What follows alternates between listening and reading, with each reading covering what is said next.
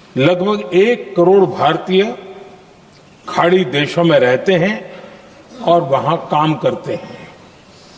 वहां आप भी अगर खाड़ी देश में काम कर रहे हो, आप ओमान में, कतर में, सऊदी में, बहरीन में, जॉर्डन में, इसराइल में या फिर ईरान में कहीं पर भी काम कर रहे हो तो इस अपडेट को, इस खबर को ध्यान से सुनना, क्योंकि आखिरकार भारत सरकार ने एक्शन लेना स्टार्ट कर दिया है और बहुत सारे प्रवासियों को घर वापसी होना शुरू कर दिया गया है। जैसा पार्लियामेंट में भी इस पर जो है वहाँ पर बताया गया है प्रधानमंत्री की तरफ से कि जितने भी कंट्री में रहते हैं भारतीय, लगभग 1 करोड़ से ज़्यादा भारतीय सिर्फ खाड़ी देश में काम करते हैं।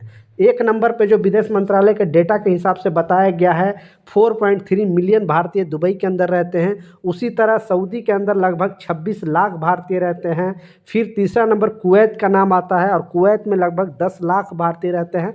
कतर में लगभग 8 लाख भारतीय रहते हैं। ओमान में लगभग 6 लाख भारतीय रहते हैं। बहरीन में 3.5 लाख रहते हैं और ईरान के अंदर लगभग 50,000 भारतीय रहते हैं, क्योंकि वहाँ पे बहुत सारे भारतीय स्टूडेंट वीज़ा पे पढ़ने के लिए जाते हैं। इसराइल में लगभग 60-70 हज़ार भारतीय रहते हैं, क्योंकि वहाँ भी प्रॉब्लम चल रहा है। तो ये आंकड़े विदेश मंत्रालय ने इसलिए दिया है क्योंकि जितने भी देश है, सारे देश में हमारे भारतीय वहाँ पे काम करते हैं और वहाँ पे विदेश मंत्रालय पूरी तरह से नज़र बनाई रखी है कि अगर कैसे भी कोई ज़्यादा प्रॉब्लम होता है तो हम अपने नागरिकों को कैसे वहाँ से सुरक्षित निकालें। तो बहुत सारे कंट्री में ऑलरेडी भारत सरकार ने फ़्लाइट भेजी है, दुबई में भी भेजी है, ओमान में भी, कतर में भी, बहरीन में भी, लगभग जितने भी देश में प्रॉब्लम चल रहा है वहाँ पे भारत सरकार ने फ़्लाइट भेजना शुरू कर दिया है। और इस मिशन के तहत 3,75,000 इंडियन को वहाँ से निकाला गया है और अभी भी बहुत सारे भारतीय फंसे हुए हैं और जो लोग आना चाहते हैं उन लोगों के लिए भी एक एडवाइजरी जारी किया गया है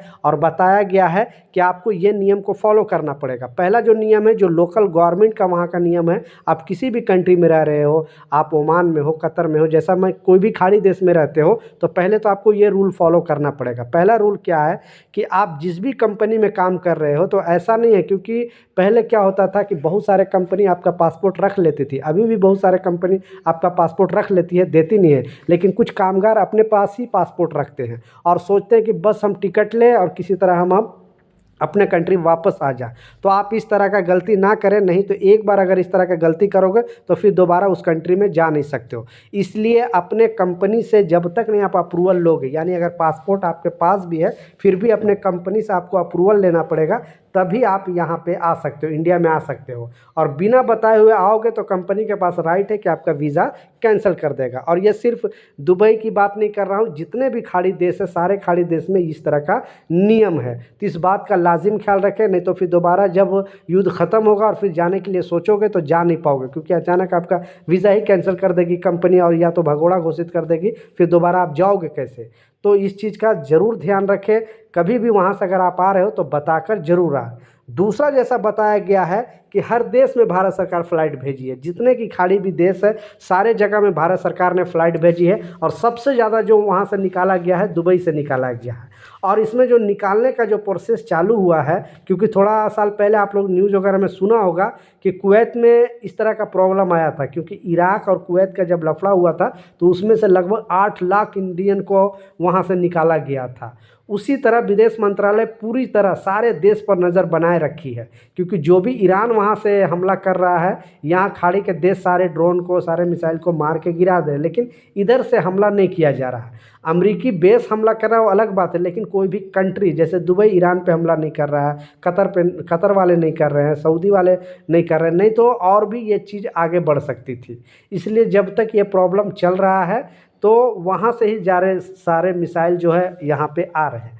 तो इसमें बताएगी, क्योंकि अचानक जो भी है एयर स्पेस, खाड़ी के सारे देश एयर स्पेस बंद कर दिए थे और कोई फ़्लाइट आना जाना बिल्कुल बंद हो गया था। अब गिनी चुनी ही फ़्लाइट अभी भी आ जा रहे हैं नॉर्मल, जो आज का प्रेजेंट टाइम का जो मैं अपडेट आपको बताने वाला हूँ कि अभी भी जो है नॉर्मली चल रहा है। ऐसा नहीं जो पहले के जैसा लगातार चलते थे, ऐसा नहीं चल रहा, क्योंकि दुबई एयरपोर्ट पे भी बहुत सारे हमले हुए हैं, बहरीन के एयरपोर्ट पे हमले हुए, बहरीन तो एयरपोर्ट ही बंद हो गया।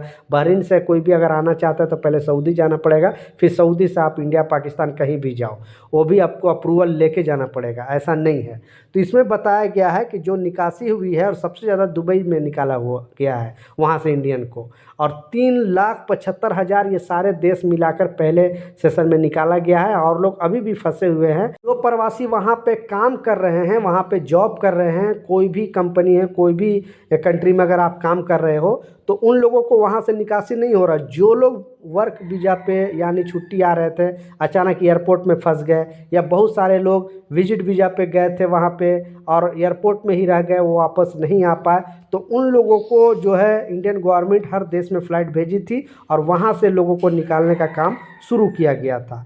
अभी फ़िलहाल अभी भी थोड़े बहुत लोग एयरपोर्ट में फंसे हुए हैं या एयरपोर्ट अथॉरिटी उनको होटल दे दिया है रुकने के लिए। अभी भी भारत सरकार ऑपरेशन चालू और कुछ ना कुछ भारतीयों को वहाँ से निकाला जा रहा है। लेकिन जो प्रवासी वहाँ पे काम करते हैं उन पर निगाह जमाई रखी है विदेश मंत्रालय, और अगर ऐसा वक्त आया तो भारत सरकार पूरा तरह से एक्शन लेने के मूड में है और सभी भारतीयों को निकाला जाएगा, जैसे पार्लियामेंट में इस तरह का जो है डिस्कशन चला है। तो अगर आपके साथ कोई भी देश में रह रहे हो तो वहाँ की स्थिति क्या है, प्लीज़ मुझे कमेंट सेक्शन में ज़रूर बताएं कि आप जो भी खाड़ी देश में रहते हो वहाँ पे प्रेजेंट टाइम की स्थिति क्या है। ये कुछ जानकारी था, ये कुछ अपडेट था, मैं सोचा आप लोगों के साथ शेयर करूँ। मिलता हूँ नए अपडेट के साथ, नई जानकारी के साथ। जब तक जय हिंद।